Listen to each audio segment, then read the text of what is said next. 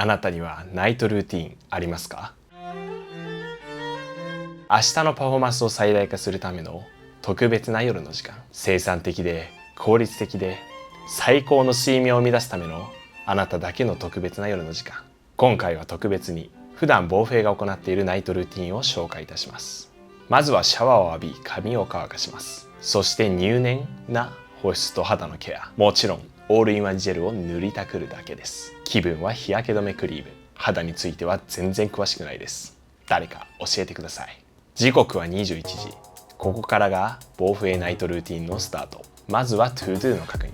PC を開き Notion の ToDo リストを開きます。終わっていないタスクを確認します。タスクの管理はとても大事です。特に意識しているのは思考力を使うタスクは午前中に終わらせるということ。逆に作業系や暗記系のタスクは夕方や夜に行うようにしています。これは多くの研究で注意力や作業記憶、実行機能だといったいわゆる思考力を支える機能は朝の方が高いパフォーマンスを発揮するという結果が出ています。例えばエディスコーワン大学の研究によれば午前中は脳が最も活性化しやすいゴールデンタイムだということが分かっています。特にドーパミンやアドレナリンといった神経伝達物質が多く分泌されることで注意力や思考力、さらには創造性まで高まる傾向があるんです。つまり論理的な思考やアウトプットを意識した学習や作業に最も適した時間帯が朝だと言われています。ここで Notion の ToDo で確認したタスクは今日の復習。復習において大切なのは単純な暗記ではなく内容の理解と全体像から見た知識の関連付け、これが一番大事です。試験に向けて効率的な復習を心がけ、本当に必要な知識をインプットするように心がけています。使える知識を効率よく身につけることで復習時間も最小限に抑えることができます。紙を使ったり手を動かしたりアクティブリコールしていく。さらに忘れている箇所、覚えていない箇所をマークすることで次の復習の時にここを重点的にやればいいと分かります。そして授業でよくわからないところがあったら録音機で聞き直します。最近お仕事でいただいた録音機、これ案外良かったです。今時誰でも持ってるスマホでいいじゃん。はい、僕もそう思いました。中国の授業を毎日聞いていますが、やはり僕もネイティブではないので聞き逃してしまうことも多くあります。外国の授業や日本語の授業でも聞き逃してしまうという経験はあるのではないでしょうか。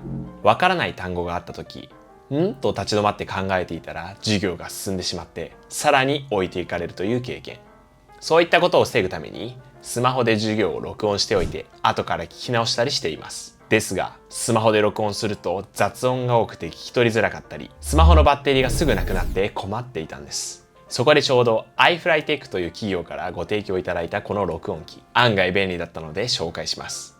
iFlyTech スマートレコーダー。この録音機、ネットなしで撮ったそばから文字起こしをしてくれる上にワードでその文字起こしを保存してくれるんです。そのワードファイルを生成 AI にぶち込んで、こういうところ聞き逃したんだけどなんて言ってたとか、クイズ出してとか、爆速効率で復習できちゃうんです。録音機のバッテリーは7時間ぶっ通しで録音できます。朝一の講義から丸1日録音しても大丈夫。しかも6つのマイク搭載。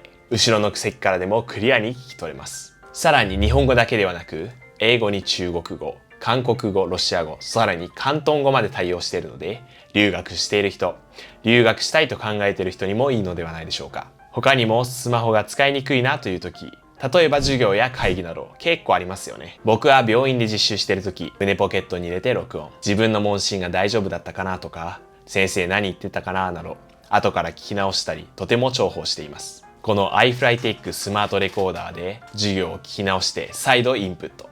そして自分でまとめ直してアウトプット。これにて復習完了です。実際にね、僕が使っている様子をちょっとだけ撮ってみました。はい、今ね、授業に来てるんですけど、早速使っていきたいと思います。ほんとスマホと違って何も気にせずに置いておくだけでいいので、結構ありがたいです。スマホで録音していると、スマホを操作している時の雑音も入っちゃうし、バッテリーの減りも早いし、何よりリアルタイムで文字起こししてくれるっていうのは、教授が言ってたけど理解できなかった単語とかを知るのには本当にありがたい。これがあるだけで授業についていけるスピードが全然変わるんです。ちなみに聞きたいんですけど、留学生の皆さんってどうされてます？共感できる方は少ないかと思うんですけど、母国語の日本語でも難しい内容なのに、外国語で授業を受けてるっていうのはとてつもない難易度なんです。たまに中国語でわからなかったことを日本語にし直しても、日本語ですらわからないってこともあったりします。こんなんどうすりゃええねんって話ですよね。これでですね、リアルタイムで文字起こししてくれてるだけじゃなくて、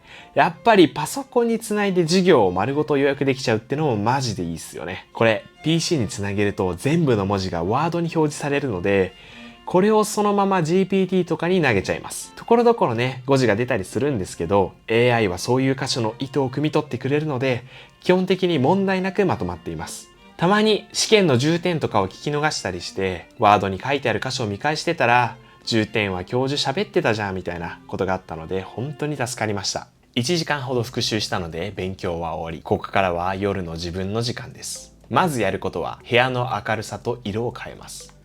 オレンジ系で明るすぎない間接照明にして過ごします。ここから自分自身の体を夜寝る方向に持っていくんです。そして何よりも大切なコメントを見る時間。もちろん全てのコメント目を通しています。毎日毎日いろんな国の人から5件から10件ほどのコメントをいただいています。いつもありがとうございます。こういったコメントがあるから病院実習や勉強もある中、こうやって動画作成をすることができています。そしてパソコンを触るついでに明日の ToDo を作成します。ToDo を作ることで明日のやることを明確にして生産性を上げるとともに睡眠の質を上げるんです。寝る前に ToDo を書くとより早く眠れることが実験心理学研究で分かっています。実験では ToDo リストを書いたグループとその日あったことを書いたグループを比較しました。結果は ToDo リストを書いたグループの方がより早く眠れ、特に詳しく書けば書くほど効果が高まったということが分かっています。つまり寝る前に5分でもいいので ToDo リストを書くことでより良い睡眠が期待できるということです。明日の ToDo を書いたらここで30分程度の読書の時間。小学生の頃などは本を読む時間がたくさんありましたが、最近はほとんど取れていないなということに気づき、読書の習慣を始めました。最近は医学関連の本ばかりを読んでいます。寝る前に気をつけたいのはスマホを見ないこと。気づいたら1時間経っていたなど時間を無駄にしてしまうのはもちろん、睡眠の質も下げてしまいます。もちろん通知もすべてオフにします。寝る前になったら腹巻きを吐きます。子供の頃は寝相が悪くてよくお腹を出して風邪をひいていたので吐くようになりました。もはや習慣です。ちなみにですが、パジャマ基本 T シャツ。これまで買ったりもらったりした T シャツを順番に着回しています。引き出しの中は色順に並んでいて、毎日順番に色が変わります。寝る前はもちろん歯磨きです。3年前くらいにこの歯磨きの動画を見て勉強しました。虫歯にならないように丁寧に磨いていきます。歯磨きは夜だけでなく、きちんと毎食後磨いていて、いつも歯磨きセットを持ち歩いています。もちろんお昼の後も病院で歯磨きしています。歯磨きが終わったら口閉じテープ。これはいつも寝るとき口呼吸をしてしまって朝起きるとき喉が痛くなってしまうことを防ぐためです。もちろん風邪の予防にもなります。カーテンはほんの少し開けて寝ます。朝の光も起きるためには大切です。夏の朝は日が昇るのが早いので、起きる時間によってカーテンの幅を変え、部屋に差し込む光の量を調節していきます。ベッドに入ったら電気を消して、これにて就寝。おやすみなさい。晚安。